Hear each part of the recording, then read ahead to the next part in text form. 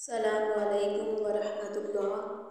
ہم حضرت موسیٰ علیہ السلام کے متعلق بہت سی ایسی باتیں جانیں گے جو آج تک شاید ہمارے مطالعہ سے نہ گزری ہوں، کہ ہم جب کتابیں اٹھا کے دیکھیں تو بے شمار بادشاہوں کے ذکر ہمیں ملتے ہیں، کیونکہ پرانے وقتوں میں بادشاہوں کا معمول تھا کہ وہ اپنے دربار میں نجومی اور کاہن رکھتے تھے۔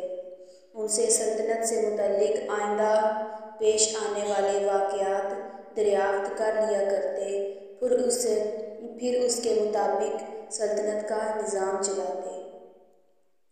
تاریخ اسلامی میں فرعون نامی ایک بادشاہ بھی گزرا ہے۔ فرعون بہت ظالم و جابر تھا، لوگوں سے اپنی پوجا کرواتا، خود کو خدا منواتا، اور فرعون کے محل میں بھی ایسے بہت سے نجومی اور کاہن تھے جو سلطنت سے متعلق اسے آگاہ کرتے رہتے تھے اور ان کے بدلے انعام وصول کرتے، اور ان کی زندگی کا نظام اسی طرح چل رہا تھا۔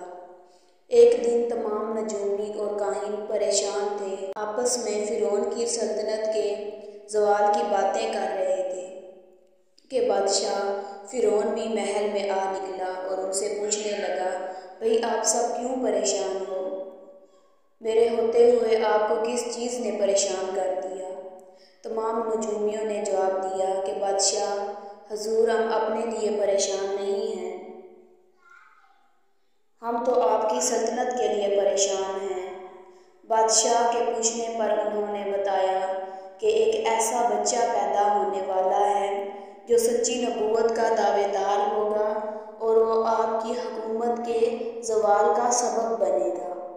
جب فرعون نے نجومیوں کی بات سنی تو وہ تو پریشان ہو گیا اور اس کا کوئی حل نکالنے کی کوشش کرنے لگا۔ فرعون نے نجومیوں اور کاہنوں کی بات دربار میں موجود لوگوں کو سنائی اور کہا، تم میں سے ہر ایک اپنے اپنے دماغ سے بہترین مشورہ سوچ کر بتائے۔ چنانچہ بہت غور و فکر کے بعد یہ بات طے ہوئی کہ آج سے جس گھر میں بھی بچی پیدا ہوگی اسے کچھ نہیں کہا جائے گا، لیکن بچہ جو پیدا ہوگا اسے قتل کر دیا جائے گا۔ پھر ایک دن نجومیوں نے خبر دی، بچہ تو رحم مادر میں منتقل ہو چکا ہے، یعنی کسی ماں کو حمل ٹھہر چکا ہے۔ بادشاہ کے حکم کے مطابق عورتوں کے حمل بھی گرا دیے گئے اور ایسے کرتے کرتے 70,000 بچے قتل اور 90,000 حمل گرا دیے گئے۔ قدرت خداوندی کی جانب سے قوم پر عذاب آ گیا، عورتوں کی تعداد زیادہ ہونے لگی اور مرد جو ہیں وہ ختم ہونے لگے، یعنی فوت ہونے لگے۔ تمام فرعونی بادشاہ فرعون کے پاس گئے، چونکہ اسے خدا مانتے تھے، کہنے لگے، اے ہمارے رب، قوم پر ایسی حالت آ چکی ہے کہ مردوں کی تعداد ختم ہونے لگی ہے، اس طرح اگر مرد نہ ہوئے تو آپ کا لشکر اور سلطنت سب ختم ہو جائے گا، پھر آپ کس چیز پر حکومت کریں گے؟ لوگوں کی بات سن کر فرعون بھی پریشان ہو گیا، اسے قوم والوں کی بات دل پہ لگی۔ اس نے اعلان کیا کہ ایک دن بچے قتل کیے جائیں گے اور ایک دن قتل نہیں کیے جائیں گے۔ اسی طرح جس دن بچوں کے قتل کا دن تھا، قدرت خداوندی سے موسیٰ علیہ السلام اسی دن پیدا ہوئے۔ موسیٰ علیہ السلام کی ولادت کی وجہ سے موسیٰ کی والدہ بہت پریشان ہوئی، سوچنے لگی کہ فرعون کے سپاہیوں کو پتہ چل گیا تو وہ میرے بچے کو تو قتل کر دیں گے۔ ماں بہت پریشان ہوئی اور اللہ تعالیٰ سے دعائیں مانگنے لگی۔ ماں کی اپنے بیٹے سے محبت دیکھ کر اللہ تعالیٰ نے آپ کی والدہ کے دل میں یہ بات ڈالی کہ بچے کو نہلاؤ، تیار کرو اور ایک صندوق میں بند کر کے دریائے نیل کے حوالے کر دو، آگے بچہ جانے اور اس کا خدا جانے۔ یاد رکھیں، عورت نہ تو نبی بن سکتی ہے اور نہ ہی اس کی طرف وحی آتی ہے، جس طرح انبیاء کے پاس آتی ہے، اور وحی کی ایک قسم ہے جو اللہ اپنے ولیوں اور پیاروں کو کرتا ہے۔ اللہ تعالیٰ نے ایسی وحی اس ماں کی طرف کی اور اس کے دل کا بوجھ کم ہوا۔ موسیٰ کی بہن اور ماں نے مل کر موسیٰ کو تیار کیا اور رات کے سناٹے میں آپ کو صندوق میں ڈال کر دریائے نیل کے حوالے کر دیا۔ وہ وقت کتنا عجیب ہوگا جب ایک ماں نے اپنے بیٹے کو دریا کے سپرد کیا ہوگا۔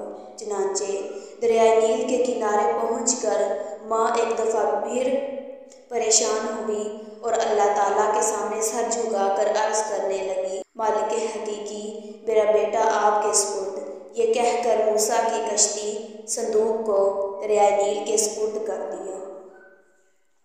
دریائے نیل کو بھی حکم آ چکا تھا کہ اپنے بہاؤ کو اس طرح خوبصورت بنا کہ ہمارے پیغمبر موسیٰ کو کوئی تکلیف نہ ہو۔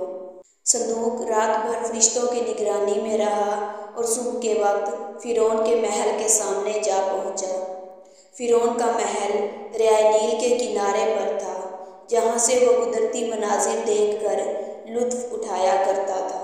فرعون اور اس کی حسین بیوی آسیہ دونوں دریا کے کنارے بیٹھے دریا کی فراوانی کے منظر سے لطف اندوز ہو رہے تھے کہ اچانک دونوں کی نظر صندوق پر گئی۔ فرعون نے اپنے سپاہیوں کو حکم دیا کہ صندوق نکالو، ممکن ہے اس میں کوئی خزانہ موجود ہو۔ سپاہی جلدی سے صندوق نکال کر بادشاہ کے پاس لے آئے۔ فرعون نے صندوق کھولنے کا حکم دیا۔ جیسے ہی صندوق کھولا گیا، دونوں میاں بیوی کی نظر ننھے چاند پہ گئی۔ آسیہ کا دل مچل گیا، چونکہ حکمت الہی کے مطابق اس کی کوئی اولاد نہ تھی۔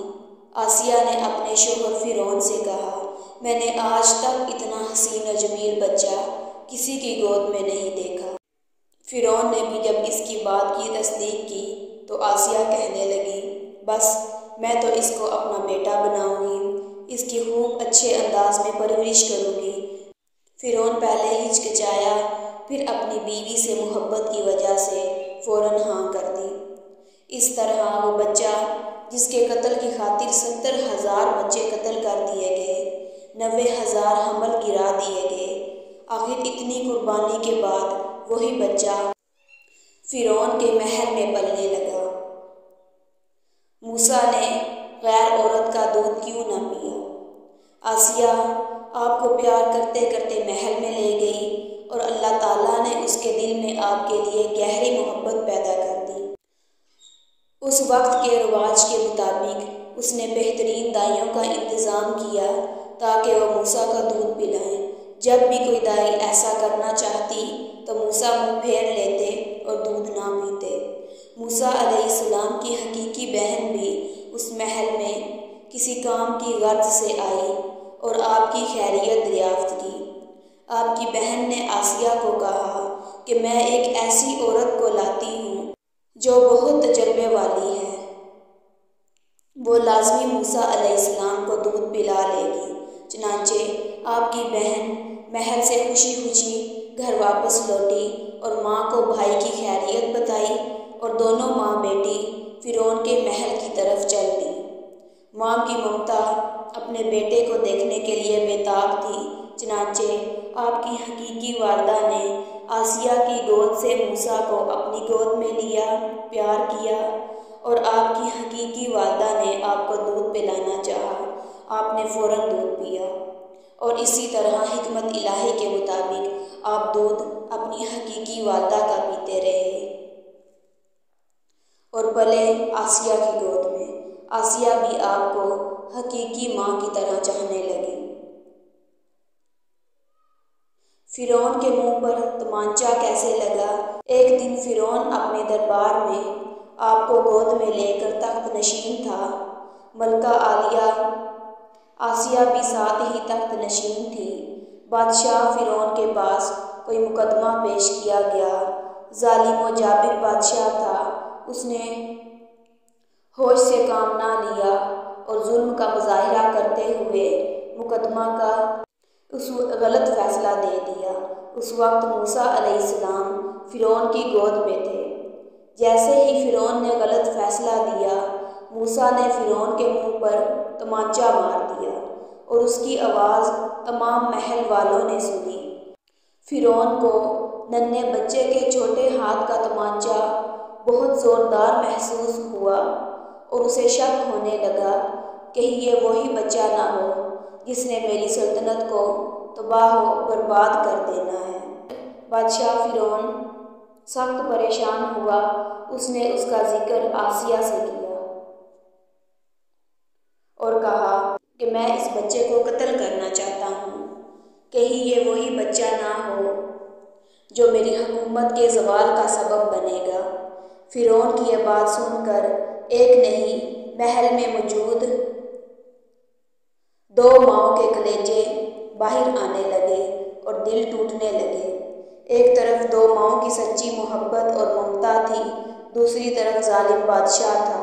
फैसला होना था, मां की ममता फतह हासिल करती है कि जालिम का जुल्म।